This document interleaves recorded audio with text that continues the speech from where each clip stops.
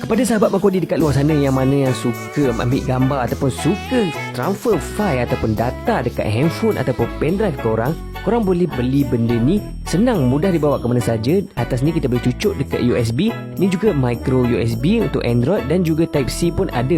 Jadi korang boleh masukkanlah slot, dia disediakan slot micro SD dan juga SD card. Jadi senanglah korang nak transfer daripada kamera korang ke handphone korang terus ataupun ke laptop ataupun PC korang hanya menggunakan memory card reader ni.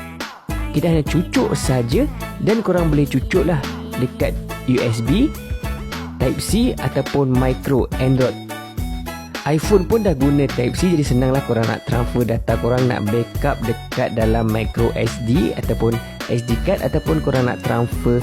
Dan juga korang kat luar sana yang content creator pun Bang Kodi rasa korang perlukan benda ni untuk memudahkan kerja harian korang dalam nak transfer file ataupun data. Lagi-lagi fotografer kahwin kan, korang nak buat job untuk nak bagi gambar kahwin dekat customer, korang perlu ada benda ni untuk nak transfer file.